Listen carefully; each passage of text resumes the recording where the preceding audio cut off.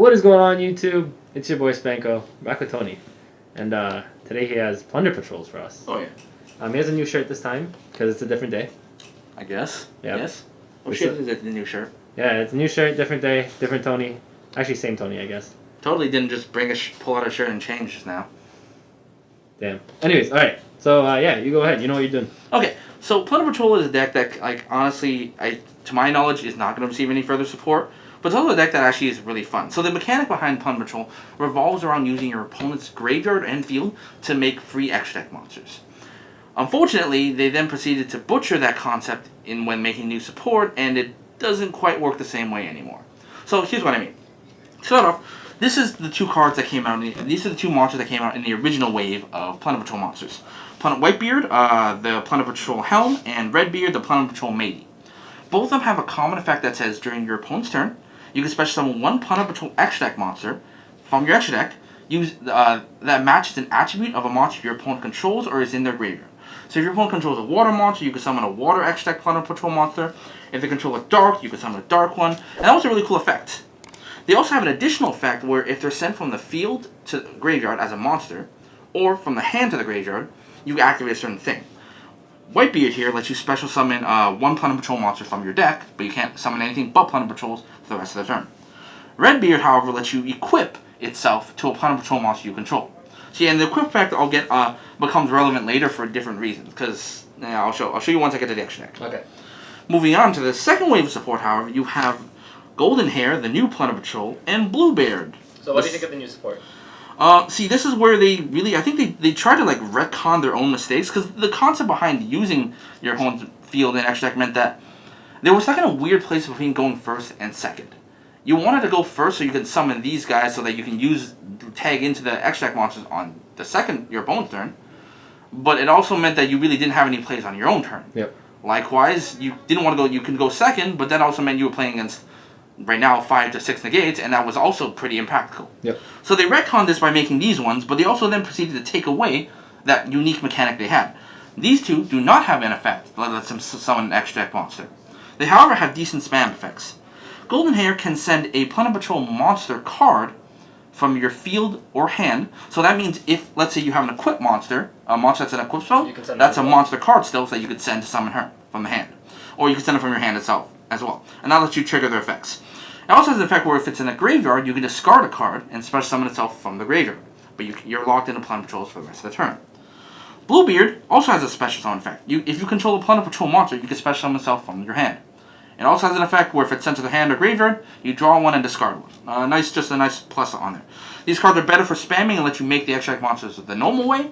But honestly, I kind of miss the fact that they don't have that extra effect, because sometimes it means that I lose that unique mechanic to mess around with my opponent. That makes sense. Yeah. Now, going on, however, that's pretty much all the Plunder Patrol monsters. They really, they made it and then they just left it. Okay. So instead, we're going to have to make do with a bit of random support. We're going to play the Gen X Undying engine. Most people, the idea behind this card is you can normal summon it, you can dump something like a Golden Hair, discard a card, special Golden Hair, and then make a link play this way. This is the most generic thing you can do with this card. But it locks you into plunders after yes, that, right? So that's why you can only probably make just a link to play. Oh, okay. That's the base you could do. However, if you add in the nice Needle Fiber package you're putting the Rosenix, the Olion, and the Jet Synchron, if you open this and any Plunder Patrol monster, any Plunder Patrol extender like Whitebeard or Golden Hair, you can make a much bigger board this way.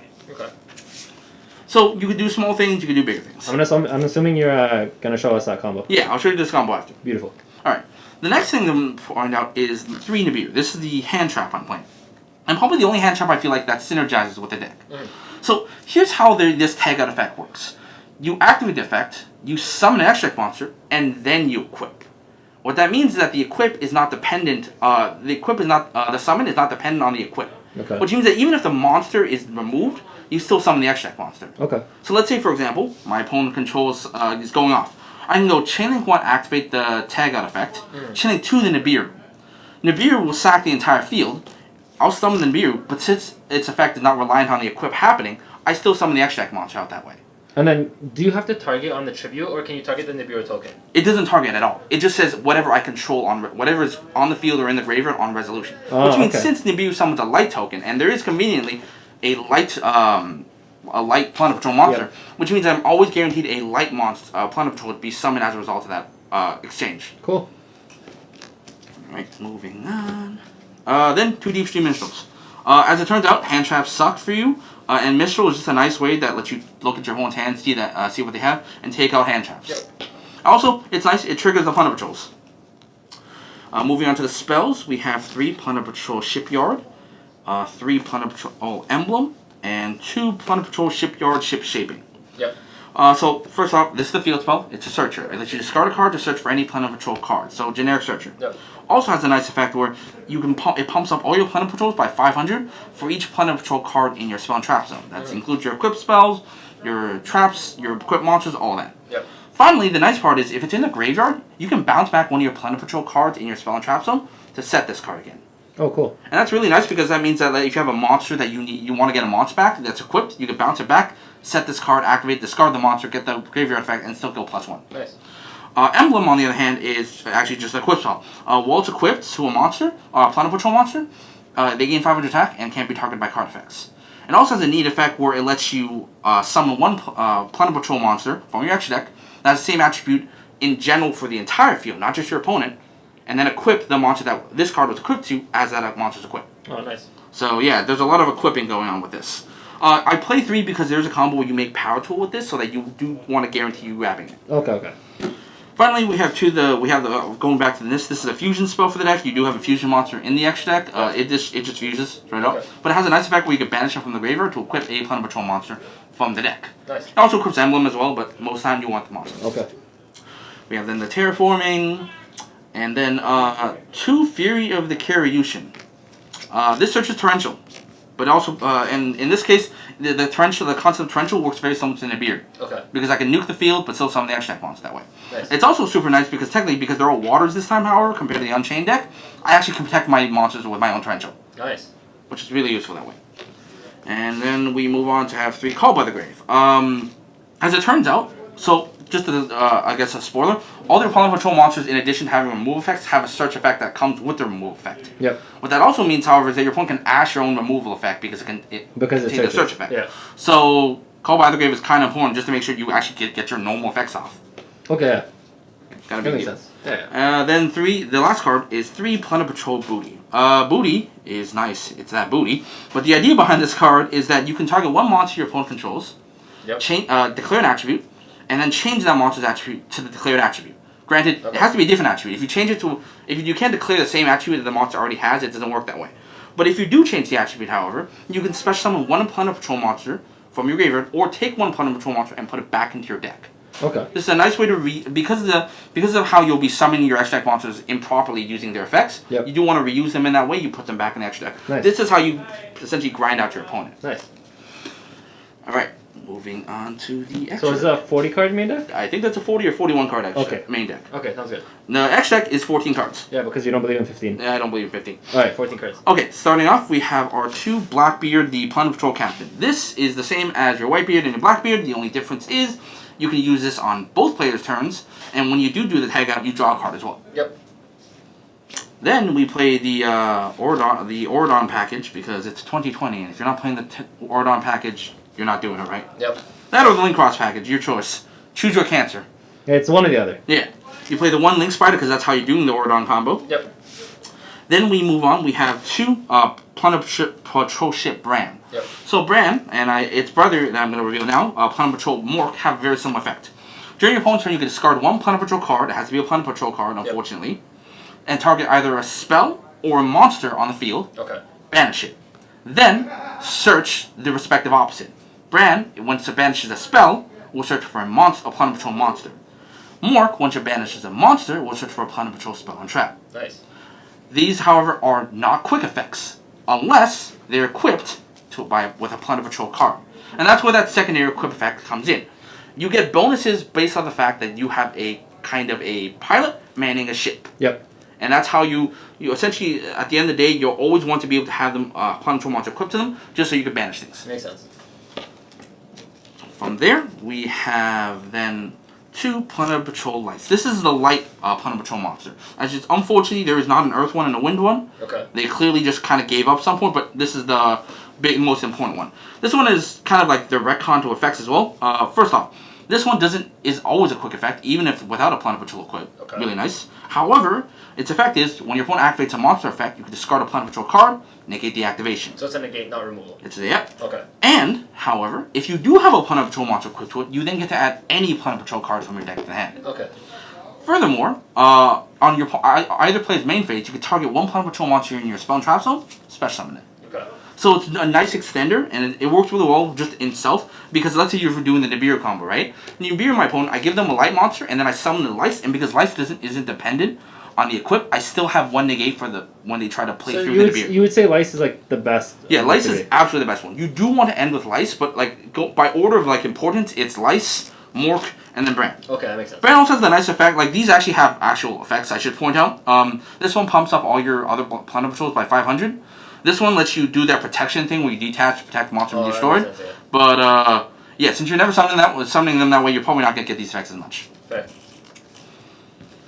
Moving on, we then have our last 2 cards. We have a Dawn Dragster, we have a Power Tool Dragon, and we have a Savage Dragon. Because you can't make synchros. If you draw into your equip already, do you just make Dawn Dragster instead of Power Tool? Pretty much. Okay.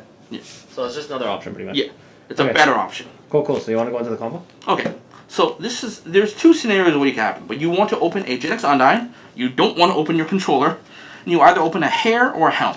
Alright, so does it matter which one, or? It does. Depending on the combo, you end up different things. If you open Hair, you end up something else. You end up Helm, you open something else instead. Are you showing us both today? I'm showing you both. Okay, let's go Because into... to a certain extent, they'll be the same. Okay. So I'm going to normal summon the Gen X Undyne, and that's using its effect, I'm going to dump the Rosenix. Yep. To add the Gen X controller. Okay. From there, I'm going to banish the Rosenix to summon one Gen X, one Crystron token. Yep. I'm going to link the token away to summon out Link Spider. Yep. Link Spider lets me special summon one known monster, so I'm going to summon out the controller. Yep. I'm going to link the controller and the Spider away to summon out Needle Fiber. Okay. Needle Fiber will activate its effect to summon out Jet Synchron. I'm going to link the Jet Synchron and this away to summon out Ordon. Nice. Ordon will get me 3 tokens. Yeah, what did you say? Oh, I actually have 3 tokens. Nice. So 3 tokens. 3 tokens. From there, I'm going to tribute the Ordon and the token.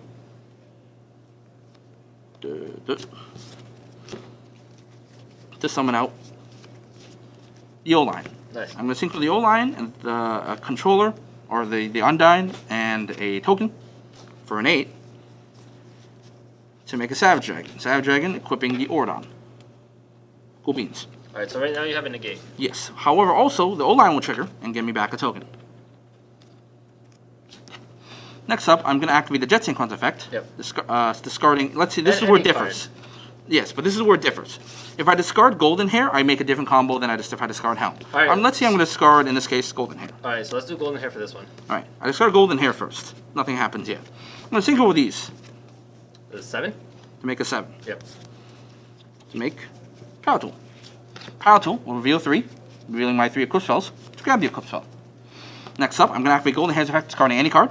Special summon Golden Hair back to the field. Yep. If I somehow open both, then I'd be even more golden, but let's say I just open the one, I discard any card, I summon that.